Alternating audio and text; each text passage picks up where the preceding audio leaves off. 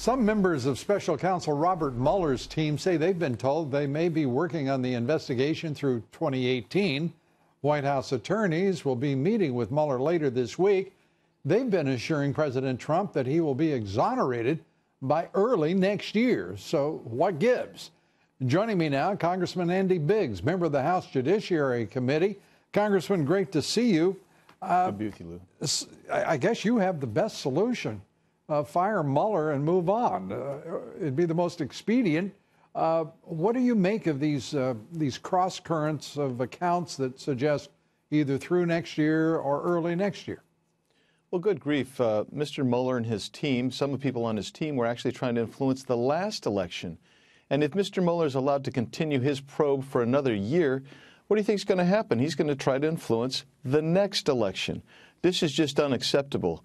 He had a team that he put together, unvetted, full of bias, not just, the casual bias, but actual real bias, taking actions to undermine the election. And now we know one thing. When the Democrats were accusing President Trump of collusion, it was really them that were colluding with the Russians. This is outrageous. It has to stop. The best thing is for Mr. Mueller to go.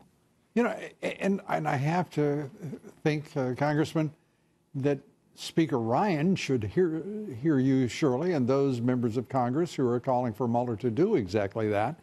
I would have to think that the majority leader of the Senate is hearing you, and that both the leaders of the Congress and the Senate, along with the oversight committees, Judiciary, Intel, are saying the same thing. What are we doing? Why are we tolerating this conduct, this behavior, this obstructionism, this frustration of a duly elected president of the United States?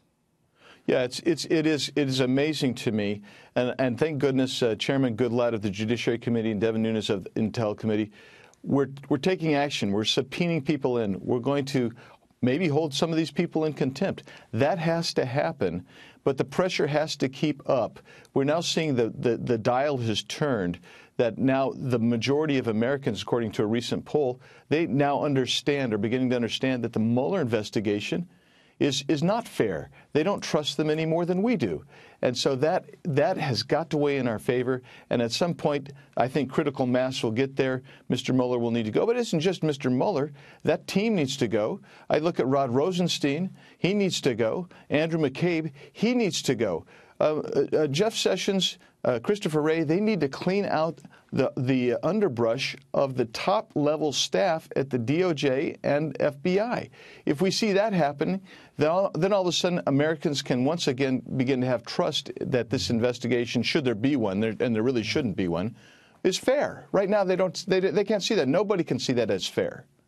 Well, there are a number of your colleagues as well calling for a second special counsel to investigate, if you will, the investigation. At some point, we're going to have an amazing number of special counsel investigations because there is so much to investigate here. It is clear that there are conflicts of interest at the top of the FBI, at the top of the Justice Department. It is clear that there have been actions taken that are in direct conflict with the responsibilities of anyone serving in the Justice Department or the FBI when it comes to the investigation of Hillary Clinton. We also have, I don't know how many people saying, well, you can't investigate a prominent member of a previous administration. Well, why not just say it out loud? They're telling us that Americans have two systems of justice. One for the people who are the elites, and one for the rest of us who do not serve in government in high office. It's outrageous. And so the Inspector General, it's not that Mr. Mueller is telling us about the conflicts. The Inspector General or FOIA requests, and they're going back. Judicial Watch, right. Exactly, Judicial Watch. And what we're going to find, I believe, is that the Inspector General is going to say there were many irregularities in the Hillary Clinton investigation.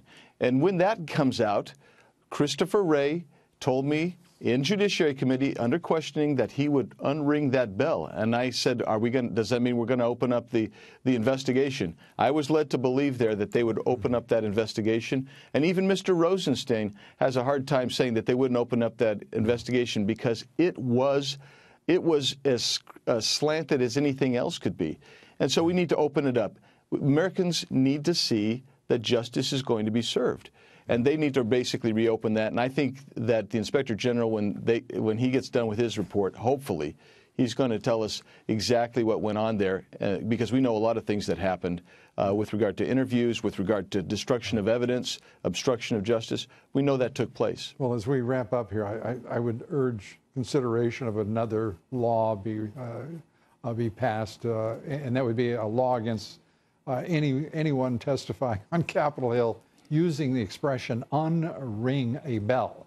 That would be a priority in my world.